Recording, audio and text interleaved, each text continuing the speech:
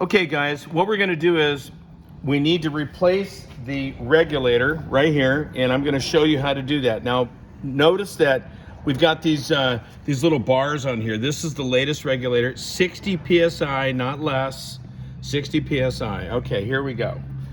So first off, we're going to remove the leak detection pad. I go in with a nice little nifty little sharp tool, and I pull the pad out, and we'll put that over here in a dry place.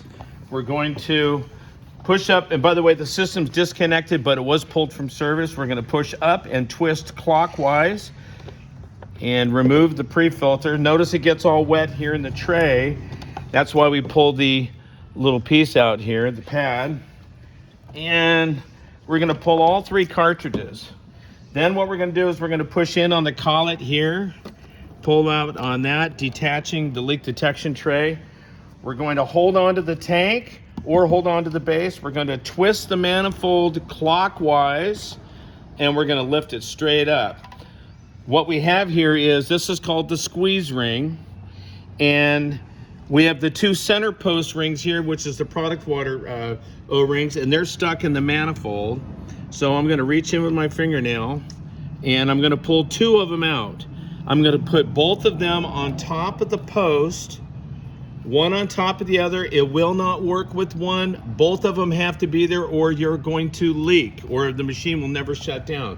So right now, I've exposed the regulator.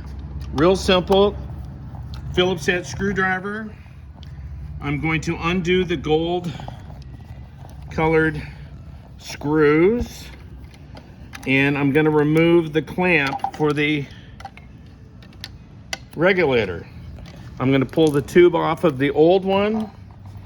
I'm going to push the tube all the way in on the new one. I'm going to place it right here, and then I'm going to realign the nuts. The gold screws. I'm going to back them up, find that first thread, screw it on down, and that's that.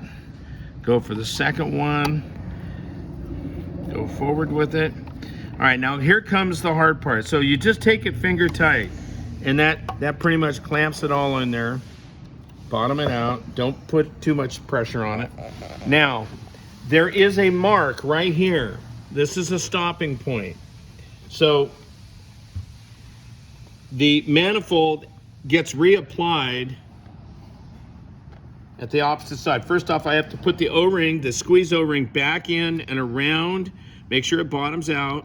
There it is. The O-rings are here. Now I'm going to set the O-ring. This is really critical and very important. So these ears right here have to align with the slots here and here.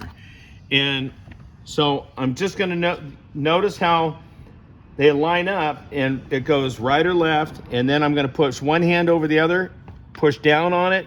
I just set the O-ring. I'm going to twist it all the way. The RF tube goes into the inlet side, to the outlet side of the switch, pushing down on it, okay?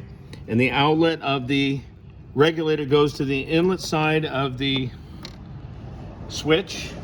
I'm going to reapply my membrane. The green lines up, pushing up and rotating, aligning the dot.